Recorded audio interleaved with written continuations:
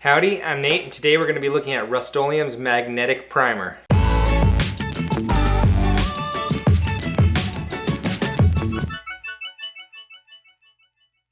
This video is in no way endorsed or sponsored by Rust-Oleum. I did this on my own free will and choice, and I purchased the product with my own money. You might be asking yourself, what is magnetic primer? Or you searched it and you found it because you were curious about whether it works or not. Well, magnetic primer is what it says. It's a primer that is magnetic. The first thing you'll notice about the magnetic primer when you pick it up is that it's twice as heavy as a regular can of paint. Well, how magnetic is magnetic primer? Yes, it's magnetic there, but isn't a normal paint can also magnetic? Let's test this on a smooth surface. So we go ahead and put this paint can over here, and I can pull it across all the way. If I try to pull fast, it disconnects pretty easily. Now if we do this same test with a magnetic primer, I can pull it with much greater force. Well, I'm ready to see how magnetic primer really is. So we'll go ahead and apply this to this MDF in a test pattern. A single coat, double coat, and triple coat, which is what they suggest, and see what the difference in the magnetic force is between the three. Before you can apply the primer, you're going to have to mix it up. It's got a large goopy mess at the bottom of the can. Be sure to stir from the bottom and stir a lot.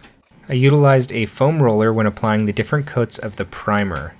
I waited 30 minutes dry time between each coat for the appropriate strip. This is a strip of 1 coat, a strip of 2 coats, and a strip of 3 coats. Now this is a primer, so that means we need to put a paint coat on top of it. This row will be a single coat of latex paint, and this row will be a double coat of latex paint. The can recommends not going over 2 coats of latex paint. To test this, I'm going to be using both a ceramic magnet and a rare earth magnet. So the first thing we need to know is whether or not the ceramic magnet, whether that can stick to a single coat .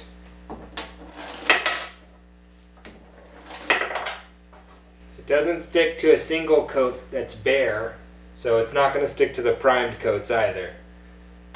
Try the second coat. Okay, for 2 coats, it's able to stick just barely to the bare.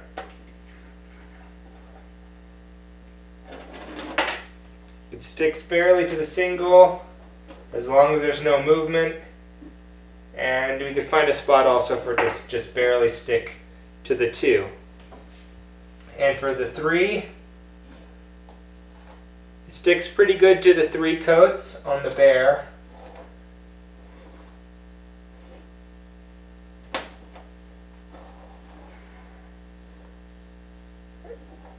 And so we're able to get the magnet to kind of function on the 3 coats. So how does a rare earth magnet scale up?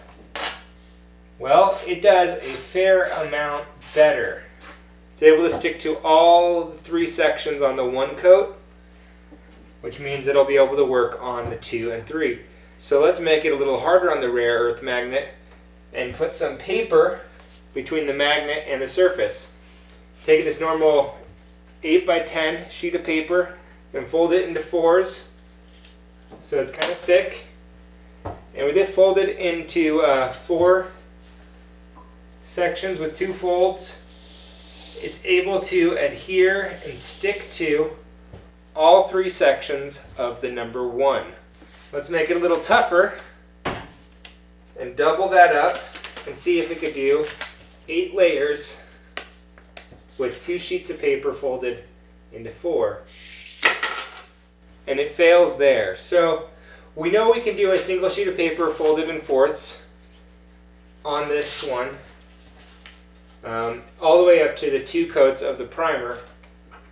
Let's see if we can get 2 sheets to work on number 2.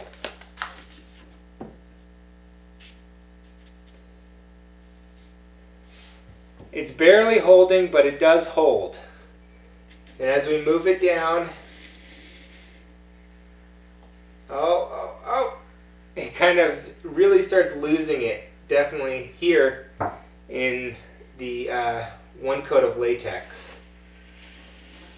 And it's not really, I guess that's kind of cheating, so let's put it up there. Come on.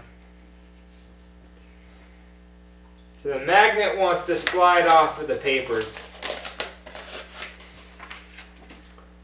Let's do there. So 6 layers, it's able to work fairly decently. So 4 layers works here. 6 layers works here. Does that mean 8 layers will work on the number 3? So we got 3 coats. That should be more magnetic capabilities.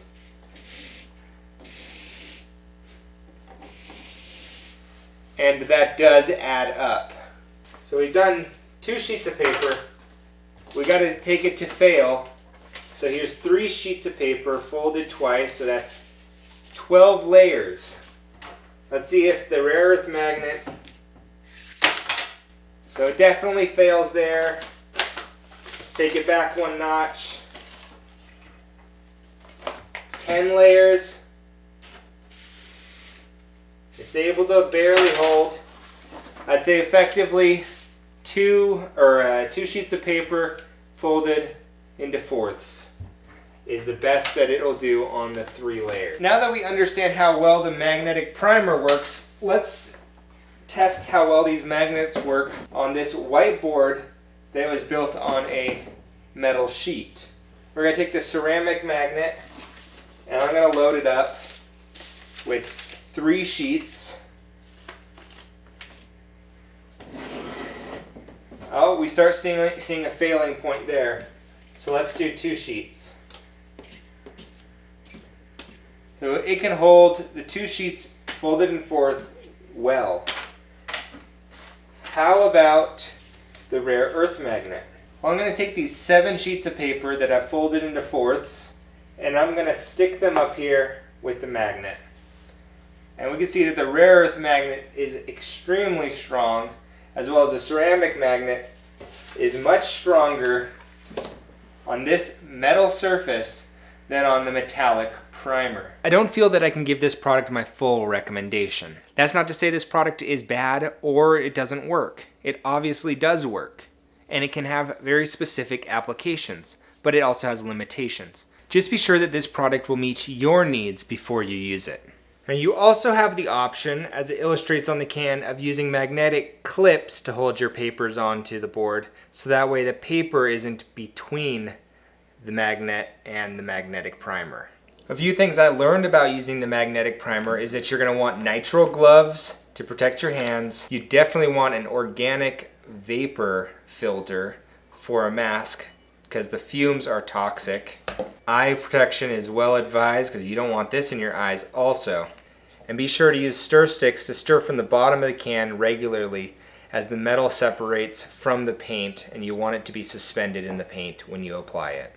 A foam brush or a foam roller will give you the smoothest surface, and be prepared to just toss this in the trash. It's too much of a mess, in my opinion, to clean up. I hope the information in this video has helped you to make an educated decision on whether this product will work for you.